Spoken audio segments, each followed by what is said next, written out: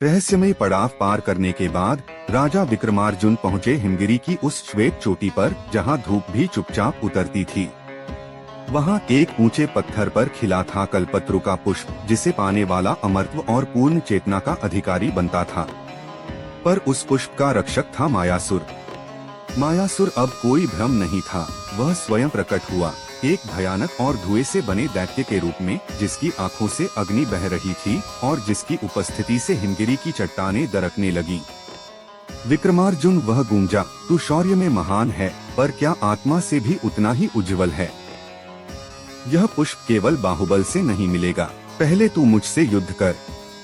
राजा ने शांत भाव से उत्तर दिया, यह युद्ध मेरी और तेरी आत्मा के बीच है, और मेरी आत्मा डगमगाती नहीं। मायासुर ने हंसते हुए आकाश को घेर लिया। बर्फीले तूफान उठे, भयावह छायाएं चारों ओर मंडराने लगी।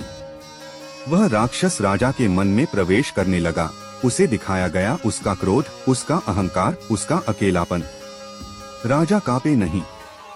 उन्होंने अपनी आंखें बंद की और एक शिला पर ध्यानस्थ हो गए। उनके भीतर की यात्रा शुरू हुई। वहां उन्होंने देखा अपने पुराने युद्धों की छवियां, अपनी हार जीत, अपनों की मृत्यु और स्वयं की व्यर्थता का अनुभव। हर छवि एक सवाल थी, क्या तू अब भी पुष्प के योग्य है? राजा ने उत्तर दिया, मैं वही हूँ जो इन सब से गुजर कर भी खड़ा है। मैं इनसे नहीं, इनके पार हूँ। बाहर मायासुर चिल्लाया, उसका आकार बिगड़ने लगा।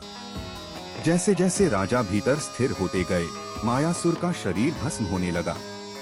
अंततः एक विस्फोट के साथ मायासुर हवा में विलीन हो गया।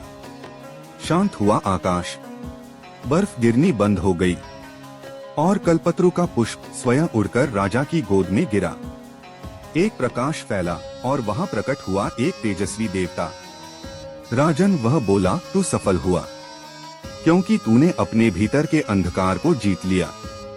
यही थी असली विजय। राजा विक्रमार्जुन ने श्रद्धा से सिर झुकाया और देवता से आज्ञा प्राप्त की और फिर अपने राज्य की ओर लौट चल पड़े।